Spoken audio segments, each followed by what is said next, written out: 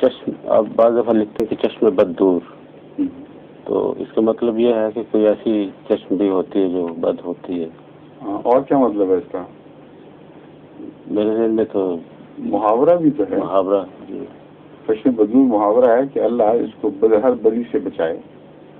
ضروری نہیں کہ دماغ میں اس وقت کسی کے چشم کا تصور ہو، بلکہ عموماً جب اچھی چیز دیکھتے ہیں تو دل چاہتا ہے کہ یہ قائم رہے، اس کو حفاظت ہو.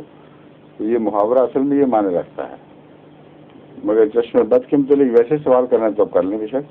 جب میں لکھتا ہوں تو یہ مراد نہیں کہ نظر والا دیکھ کے ایک محاورہ ہے دعائیہ کلام کہ اس خوبصورتی کو اللہ بدی سے بچائے. لیکن اس کے ساتھ جو دوسرا پہلو جو آپ وہ آپ کی ذہن میں ہے نا، میرے کہ بعض دفعہ لوگ دم کروا لیتے ہیں. اگر کوئی ایسے بچے جس کو کہتے ہیں نظر لگ گئی تو دم کرواتے ہیں، تو یہ دم وغیرہ ٹھیک ہے؟ یہ میرے میں تو کوئی نہیں ہوا ایسا بچہ کہ اس کو دم ہو جائے تو اس کو بیماریوں سے بچ جائے یا دوسری چیزوں سے بچ جائے. اسی طرح کا ہوتا ہے بچہ جیسے دوسرے بچے ہوتے ہیں. توہمات کی دنیا الگ الگ دنیا ہے، اس کا یقین سے کوئی تعلق نہیں ہے. سمجھے؟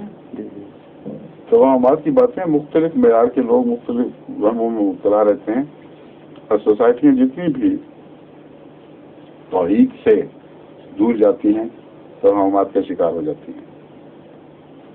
اس بات کو تو غالب نے بھی سمجھ لیا تھا، حالانکہ وہ شاعر تھا. میں کہتا تھا میں صوفی بھی ہوں ساتھ.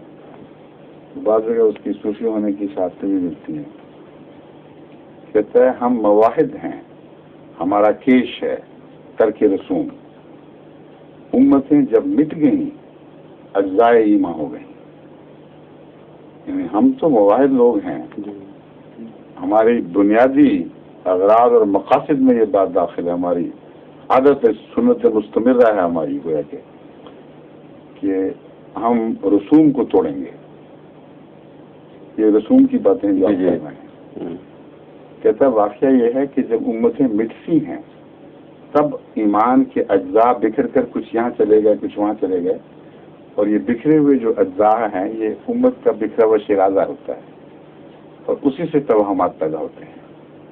تو کتنا عمدہ اس نے اس ایک تاریخی حقیقت پر، انسانی فطرت پر غور کر کے اس مضمون کو باندھا ہے. اور یہ بالکل حقیقت ہے. اس بات میں ایسے شعروں سے لگتا ہے کہ واقعی وہ صوفی تھا. سمائیے جی. ظہور مہدی آخر زمان